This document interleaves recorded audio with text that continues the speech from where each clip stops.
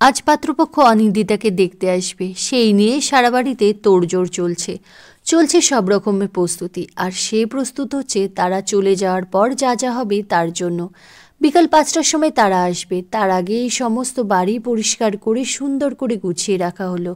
তারা আসলে কোথায় বসাবে, কি খাওয়ানো হবে, সব কিছু ঠিকঠাক করে রাখা হলো।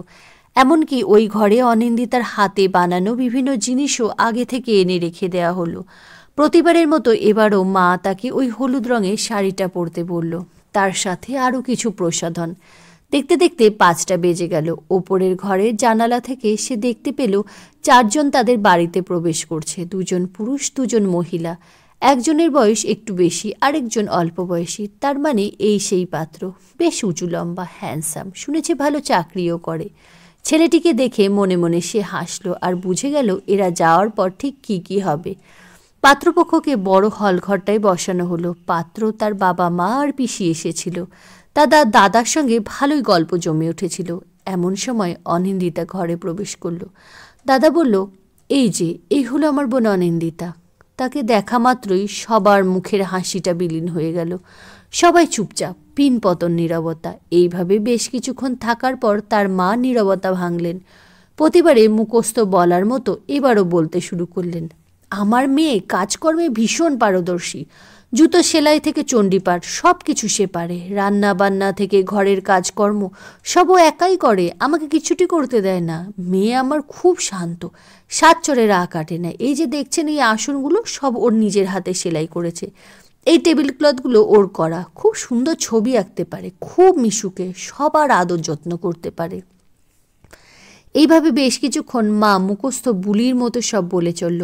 এর বেশ কিছুক্ষণ পর ছেলের বাবা জিজ্ঞাসা করল, তা মা পড়াশোনা কত দূর করেছ?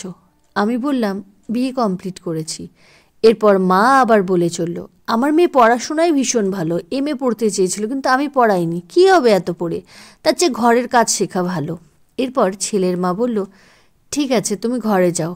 আমার মা বললেন, আপনারা আর কিছু জিজ্ঞাসা করবেন না? ছেলের পিসি বলল, আপনি তো সব বললেন, আমরা শুনলাম, আমাদের আর কিছু জানার নেই। আমার মা পাত্রকে বলল, বাবা তুমি কিছু জানতে চাও না? উনি মাথা নেড়ে বললেন, না আমার কিছু জানার নেই। এরপর আমি ঘরে চলে গেলাম, ওনারাও আস্তে আস্তে চলে গেলেন। তারপর শুরু হলো প্রতিবারের মতো মার বিলাপ। ওরা তো যাওয়ার সময় কিছুই বলল না, একবার আমাদের যেতেও বলল না। প্রতিবারের মতো এবারও না করে দেবে। এই মেয়ে নিয়ে যে আমি কী করব, আমি তো মরেও শান্তি পাবো না। কার মতো দেখতে হলো কে জানে। কম তো কিছু খাওয়াচ্ছি না, ফল দুধ মিষ্টি ডিম সবই তো খাওয়াই। গায়ে একটু মাংস লাগলে রঙটাও তো একটু খুলতো। কিন্তু আমার কি সেই কপাল আছে? কথায় বলে মেয়েরা 20তেই বুড়ি, আর 2 মাস হলে ও 27 বছরের হয়ে যাবে। তারপর কে নেবে ওকে? কী করব আমি? আমার মরণও হয় না। দাদা এবার মাকে থামিয়ে বলল, চুপ করো না, বোন শুনতে পাবে, কষ্ট পাবে ও। আর ওর জন্য যে আমরা এত কষ্ট ভোগ করছি, তার কি হবে বল? অনিন্দিতা চুপ করে কথাগুলো শুনে নিজের ঘরে চলে আসলো। আয়নার সামনে দাঁড়ালো। এই নিয়ে কত পাত্র তাকে রিজেক্ট করেছে তার হিসেব নেই। প্রতিবার পাত্রপক্ষের সামনে বসতে বসতে ক্লান্ত হয়ে যায় সে, কিন্তু তার ভাগ্য ক্লান্ত হয় না। সবাই বলে তার হাত পাগুলো নাকি ছেলেদের মতো, গায়ের রঙও বেশ কালো। একেই তো একটু বেশি লম্বা, তার ওপর গায়ে মাংস নেই, মুখের মধ্যেও নাকি কোনো মিষ্টতাই নেই। কিন্তু সে কি করবে, সে তো নিজেকে নিজে বানায়নি। এসব নানা কথা ভাবতে ভাবতে অনিন্দিতা যেন কোথায় হারিয়ে গেল। এমন সময় সদর দরজা খোলার আওয়াজ হলো। সে বুঝতে পারল রিন্টি এসে গেছে। এমনিতে অনিন্দিতার প্যাশন সুন্দর সুন্দর ছবি আঁকা, নিত্য নতুন ডিজাইন বানানো। তবে সে এখন সকাল বিকাল ছোট ছোট বাচ্চাদের পড়ায়। রিন্টি তাদের মধ্যেই একজন। আজকে পাত্রপক্ষ আসবে বলে সবাইকে ছুটি দেওয়া হয়েছে, কিন্তু রিন্টির কাল স্কুলে একটা প্রজেক্ট জমা দিতে হবে, সেই জন্যই সে আসছে। ক্লাস 2-এ পড়ে, পাশেই বাড়ি। রিন্টিদের আর্থিক অবস্থা মোটেও ভালো নয়, তাই অনিন্দিতা তাকে বিনা পারিশ্রমিকে পড়ায়। রিন্টি ঘরে প্রবেশ করলো। দুজনেই মিলে তার স্কুলের প্রজেক্ট তৈরি করছিল। এমন সময় রিন্টি বলে উঠল, আন্টি মদ্দা মানে কি? অনিন্দিতা অবাক দৃষ্টিতে তাকিয়ে থাকলো। তারপর বলল, কেন, এই কথা কেন তুমি জানতে চাইছো? কোথায় শুনলে এটা? এই তো আমার বাড়িতে মা আর ঠাম্মি তোমার কথা বলছিল, তোমাকে নাকি আজকে কারা দেখতে আসবে। তাই মা বলল, দেখতে তো পুরো মদ্দাদের মতো, বিয়ে হবে কি করে? এটার মানে কি আন্টি? বলছিল তোমার হাতে নাকি কেউ জলও খাবে না, ঘেন্না পাবে। কেন গান্টি, তুমি কি করেছো? অনিন্দিতা চুপ করে থাকলো। এর কোনো জবাব নেই তার কাছে। এরপর দেখতে দেখতে বেশ কটা দিন কেটে গেল, কিন্তু পাত্রপক্ষ কোনো খবর দিল না। তাই অনিন্দিতার মার চিন্তা বাড়ল। একদিন তিনি নিজে থেকেই তার দাদাকে নিয়ে চলে গেলেন পাত্রের বাড়িতে।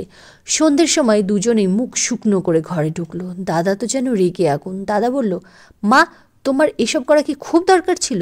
মা বলল, আর কি করতাম বল, একটা শেষ চেষ্টা করলাম। ওর বিয়ে না হলে আমি যে শান্তিতে মরতেও পারবো না। অনিন্দিতা বুঝতে পারল একটা খারাপ কিছু হয়েছে, তা না হলে দাদা এত রাগে না। কিন্তু নিজে থেকে সে কিছু জিজ্ঞাসা করতে পারছিল না। খাবার টেবিলেও সবাই চুপচাপ খাওয়া দাওয়া সেরে যে যার ঘরে চলে গেল। অনিন্দিতা নিজের ঘরে ঢোকার সময় দাদার ঘরের পাশ দিয়ে যাচ্ছিল। দেখল দাদা ভিডিও কলে তার প্রেমিকার সঙ্গে কথা বলছে। অনিন্দিতা বুঝল তাকে নিয়েই কথাবার্তা হচ্ছে, তাই সে দাঁড়িয়ে পড়ল। দাদা বলল, আর বলো না, আজ মা যা কাণ্ড করলো না, লজ্জায় আমার মাথা কাটা যাচ্ছে। ওখানে গিয়ে ছেলের মায়ের হাতে পায়ে ধরা শুরু করলো। বলল, মেয়েকে আমি সোনায় মুড়িয়ে দেব, সাথে 10 লাখ টাকা। আর রাস্তার ধারে যে জমিটা আছে ওটা তো বোনের নামে, সেটার কথাও বলল যে ওটা তো দেয়া হবেই, তাছাড়া আরও যদি কিছু চায় তাও দিতে রাজি। ছেলের মায়ের হাতে পায়ে ধরে সে কি কান্নাকাটি শুরু করলো। আমি তো মাকে চলো চলো করেই যাচ্ছি, মা শোনেই না। আচ্ছা, এমন করেছে আজ তোমার মা? তারপর ছেলের মা কি বলল? আর বলো না, ছেলের মার যেন দেমাগ আরও বেড়ে গেল। উনি তো কোনো কথাই বলছেন না। এই সম্বন্ধটাও হলো না বলো। তোমার বোনের বিয়ে না হলে তুমিও তো বিয়ে করবে না। এদিকে আমার বাড়িতেও সমস্যা হচ্ছে, পাড়ার লোকেও নানান কথা বলছে। আমি বুঝতে পারছি, কিন্তু লোকের কথা শুনে কি হবে বলো তো? ওদের কথায় কান দিও না। কান তো দিই না, কিন্তু সবসময় কান না দিলেও হয় না। লোকে যা বলে সেগুলোকে শুনে চুপ করে সহ্য করতে হয়। সবসময় তা পারা যায় না, খারাপ লাগে। আর শোনো, আমাকে বাড়ি থেকে সময় দিয়ে দিয়েছে, খুব জোর 6 মাস। তারপর আর অপেক্ষা করবেন না। তাই প্লিজ যা করার একটু তাড়াতাড়ি করো। কথাগুলো শুনে অনিন্দিতা চলে আসলো নিজের ঘরে। তার মা বলে দিয়েছে তার বিয়ে না হলে দাদার বিয়ে দেবে না। দাদা তাকে খুবই ভালোবাসে, কোনো দিন কোনো কথা বলে না, কিন্তু দাদাও যে কষ্ট পাচ্ছে সেটা সে ভালো করেই বোঝে। কি করবে সে ভেবে পায় না। এদিকে পরপর আরও বেশ কয়েকজন পাত্র দেখতে আসলো, কিন্তু সবাই না করে দিল। দাদাও মুখ শুকনো করে ঘুরে বেড়াচ্ছে, আর মার সারাক্ষণ ওই একই বিলাপ। সব যেন অসহ্য লাগছে। মনে মনে ঠিক করে নিল সে সব কিছু ছেড়ে চলে যাবে, না হলে আত্মহত্যা করবে। খুব কাঁদতে লাগলো, কাঁদতে কাঁদতে ঘুমিয়ে পড়ল। তারপর তার মনে হলো কে যেন তার মাথায় এসে হাত বুলাচ্ছে। চমকে তাকিয়ে দেখল সামনে কেউ একটা দাঁড়িয়ে আছে। অনিন্দিতা বলল, কে তুমি? সে কিছু বলল না, শুধু বলল, কি ভাবছো এত সহজে হেরে যাবে? সব কিছু ছেড়ে পালিয়ে যাবে? কিন্তু পালিয়ে গেলেও এই সব কিছু কি তোমার পেছন ছাড়বে? অনিন্দিতা বলল, কি করব? আমি তো দেখতে অতটা সুন্দরী নই, তাই কেউ আমাকে পছন্দ করে না। কে বলল তুমি সুন্দরী নাও? জানো, সৌন্দর্যটা হলো একটা মোহ, চোখের মোহ। চোখে যাকে ভালো লাগে মনটা তার পেছনে ছোটে, আবার মনের যাকে ভালো লাগে এই চোখটা তার প্রতি মোহাচ্ছন্ন হয়ে পড়ে। কিন্তু আমার প্রতি তো কেউই এই মোহে আচ্ছন্ন হয় না। কি করব আমি বলো? কি করবে জানতে চাও? আচ্ছা, তুমি আগে বলো তো, তুমি কি নিজেকে কোনো দিন ভালোবাসতে পেরেছ? আগে তুমি নিজেকে ভালোবাসো, তারপর অন্য কাউকে ভালোবাসাতে পারবে। তোমার মধ্যে তো কত গুণ আছে, তুমি সেগুলোকে কাজে লাগাও। নিজের সেই গুণগুলোকে ভালোবাসো। তা না করে তুমি পালানোর চিন্তা করছো, হেরে যাওয়ার চিন্তা করছো। এত সহজে হাল ছেড়ে দেবে? নিজের মনের মধ্যে যে ভয়টা আছে সেই ভয়টাকে জয় করতে শেখো। ভয়কে যদি তুমি একবার তাড়া করো তাহলে সে কোনো দিন তোমাকে তাড়া করে বেড়াতে পারবে না। এরপর অনিন্দিতার ঘুম ভেঙে গেল। দেখলো তার আশেপাশে কেউ নেই, কিন্তু তার এই কথাগুলো বারবার তার কানের কাছে ঘুরতে লাগলো। পরের দিন আবার পাত্রপক্ষ আসলো তাকে দেখতে। আবার সেই মার দেয়া হলুদ শাড়িটা পরে সে সবার সামনে বসলো। মা আবার অন্য দিনের মতো তার গুণগান শুরু করতে লাগলো। এবার পাত্রের বাবা বলল, আমাদের মেয়েকে পছন্দ, এই মেয়েকে আমরা ঘরে নিয়ে যেতে চাই, কিন্তু আমাদের একটা শর্ত আছে। অনিন্দিতার মা বলল, কি শর্ত বলুন? আপনারা যা চান আমরা তাই দেব, বলুন আপনাদের কি লাগবে। আমাদের অন্য কিছু লাগবে না, আমার একটি মেয়ে আছে, আমি চাই আমার মেয়েকে আপনারা নিজের ঘরে নিয়ে আসুন, আর তার বদলে আপনাদের মেয়েকেও আমরা নিজেদের পুত্রবধূ করে নিয়ে যাব। অনিন্দিতা চমকে উঠল, মনে মনে বলল, এটা কখনোই সম্ভব নয়। দাদার জন্য বহু বছর ধরে একজন অপেক্ষা করে আছে। অনিন্দিতার মা বলল, ঠিক আছে, তাই হবে। আপনারা যা চান তাই হবে। আমি কথা দিচ্ছি, আমি ছেলেকে রাজি করাবো। কিন্তু অনিন্দিতা এই কথাটা কিছুতেই মন থেকে মেনে নিতে পারছিল না। বারবার তার মনের মধ্যে সেই আগের দিনের কথাটাই ঘুরপাক খাচ্ছিল। ভয়কে একবার তাড়া করলে সে আর তোমাকে তাড়া করে বেড়াতে পারবে না। কিন্তু কি করবে অনিন্দিতা? কোনো দিন মা দাদার মুখের ওপর সে কথা বলেনি, আজ এত বড় কথাটা কি করে বলবে? মনের মধ্যে সব দ্বিধাদ্বন্দ্ব কাটিয়ে সে বলে উঠল, না, এ হতে পারে না, আমি এইভাবে বিয়ে করব না। মা বললেন, কি বলছিস তুই? চুপ কর, আমরা বড়রা তো আছি কথা বলার জন্য। না, আমি এই শর্ত নিয়ে বিয়ে করতে রাজি নই। আপনার যদি আমাকে এই শর্ত ছাড়া নিজেদের ঘরের বউ করে নিয়ে যেতে চান, আমি বিয়ে করতে রাজি আছি। এরপর পাত্রপক্ষ চলে গেল।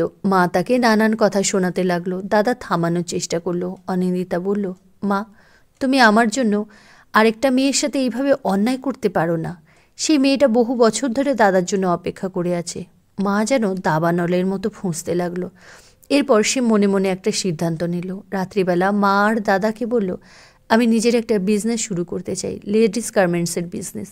মা বলল, এখন এইসব করবি? কোনো দরকার নেই, আমি এতে রাজি নই।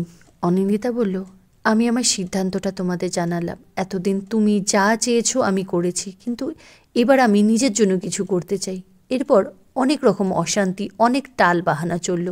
অবশেষে মা রাজি হলো। অনিন্দিতার শাড়ি, কুর্তি ও অন্যান্য নানা ধরনের লেডিস গার্মেন্টসের বিজনেস শুরু করলো। প্রথমে সে খুব কষ্ট করেছে, সবার বাড়ি বাড়ি গিয়ে জামা কাপড় বিক্রি করেছে, সবাইকে অনেক রিকোয়েস্ট করেছে।